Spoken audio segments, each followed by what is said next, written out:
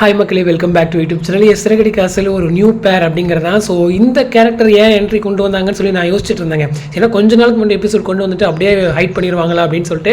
So யாரை பற்றி பேசுகிறேன் அப்படிங்கிறத இன்றைக்கி நீங்கள் எபிசோட் பார்த்துட்டீங்கன்னா தெரிஞ்சிருக்கும். மீனா வந்துட்டு ஒன் சைடாக லவ் பண்ணுற மாதிரி ஒரு கேரக்டர் கொண்டு வந்தாங்க இல்லையா. முத்து தான் வந்துட்டு ஐடிலாம் கொடுத்துட்டு இருப்பார் இல்லையா. ஸோ அப்புறம் வந்துட்டு முத்தோட ஒய்ஃப்னு தெரிஞ்சு அவர் அப்படியே விலகிடுவார் நைஸாக. அது ஒரு பாசிட்டிவ் கேரக்டராக இருக்கும் அவரோட கேரக்டர். ஸோ எல்லாருக்குமே தெரியும் நினைக்கிறேன் யாரை சொல்கிறேன் அப்படின்னு சொல்லிட்டு. ஸோ அவர் வந்து இன்றைக்கி எபிசோடில் ரீஎன்ட்ரி கொடுத்துருக்காரு. பட் அவருக்கு தான் இன்னொரு பேர் யார் அப்படின்னா நம்மளுடைய வித்யா. நம்மளுடைய ரோஹிணியுடைய ஃப்ரெண்ட் இருக்காங்க இல்லையா.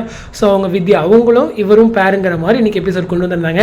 அதாவது ஸ்கூட்டி போயிட்டு மோதிட்டு அதுக்கப்புறம் உங்களுக்கு ஒன்றாகலையே, நான் வேணா ஸ்கூட்டி சரி பண்ணி தரவா அப்படின்னு சொல்லிட்டு அந்த வண்டியை வந்து டோ பண்ணி கூட்டிகிட்டு போகிறாங்க.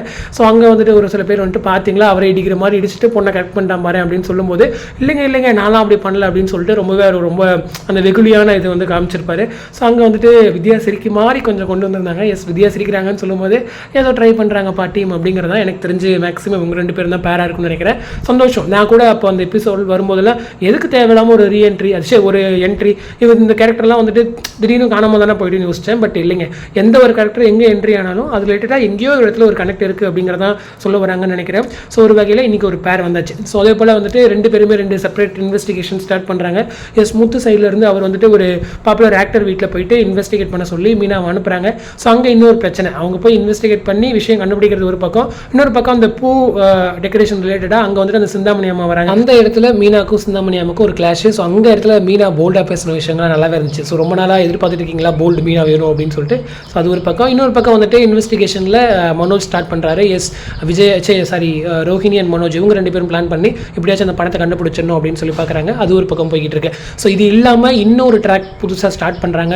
நம்மளுடைய முத்து வந்துட்டு ஒரு டிரைவிங் ஸ்கூல் ஒன்று ஆரம்பிக்கலாம் அப்படின்னு சொல்லிட்டு ஒரு பிளான் பண்ணுறாரு. ஸோ அதுக்கான இடமா வந்துட்டு முத்துவுடைய வீடை தான் சூஸ் பண்ணுறாங்க. ஸோ விஜயம்மா ஒத்துக்க மாட்டாங்க.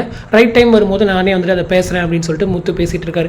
ஸோ வந்துட்டு ஒரு நியூ ஸ்டார்ட், அதாவது மீனா வந்துட்டு எப்படி பூ கட்டிகிட்டு இருந்து அதுக்கப்புறம் அந்த நடமாடும் பூக்கடை வச்சு இப்போ வந்துட்டு அந்த பூ டெக்கரேஷன், ஸ்டேஜ் டெக்கரேஷன் அளவுக்கு வந்திருக்காங்களோ அதே போல் இவர் வந்துட்டு ஒரு வாடகை கார் ஓட்டிகிட்டு இருந்து அதுக்கப்புறம் சொந்த கார் ஒன்று வாங்கி, அது இல்லாமல் இப்போ வந்துட்டு ஒரு டிரைவிங் ஸ்கூல் ஸ்டார்ட் பண்ணுற அளவுக்கு ரெண்டு பேருடைய லைஃப்மே அழகாக ப்ராக்ரஸ் பண்ணி கொண்டு வந்திருக்காங்க.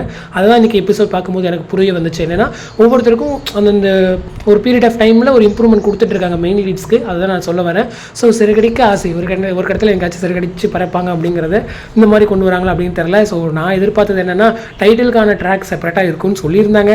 அது எப்போ தான் வரும் அப்படின்னு சொல்லி நானுமே பார்த்துட்டு இருக்கேன். ஒரு மேபி இந்த மாதிரி கொஞ்சம் சில விஷயங்கள் இன்க்ரீஸ் பண்ணி ஸோ பெருசாக இங்கேயும் அவங்க வளர்ந்து நிற்கிற மாதிரி சீன்ஸ் இருக்குமா அப்படிங்கிறதெல்லாம் நம்ம வெயிட் பண்ணி தான் பார்க்கணும். பட் எனவே எபிசோட்ஸ் நல்லா இருக்குது. ஸோ ஒரு பக்கமும் ஒரு டாட் வச்சிருக்காங்க இல்லையா. ஸோ ஒரு பக்கமும் மூவ் ஆகிட்டு இருக்கு. அது ரொம்பவே சந்தோஷம். முக்கியமாக இன்றைக்கி அந்த பேர் ட்ராக் ஸ்டார்ட் பண்ணது ரொம்பவே நல்லா இருக்குது. ஏன்னா வித்யாவுமே கொஞ்சம் நெகட்டிவ் கேரக்டர்னு சொல்லிட முடியாது. முக்கால்வாசி அவங்களுமே பாசிட்டிவ் தான், லைக் பார்வதி அம்மா மாதிரி. ஸோ அவங்களுக்கு ஒரு செப்பரேட்டாக ஒரு ட்ராக் கொண்டு வந்ததில் எனக்குமே ரொம்ப சந்தோஷம் அப்படிங்கிறது தான். ஸோ பார்ப்போம். ஸோ இந்த அப்டேட் பற்றின உங்களோட கமெண்ட் வந்து கமெண்ட் செக்ஷன் சொல்லுங்கள். அடுத்து ஒரு இன்ட்ரெஸ்ட் நெக்ஸ்ட் பண்ணுறேன். தேங்க்ஸ் ஃபார் வாட்சிங் அண்ட் பை.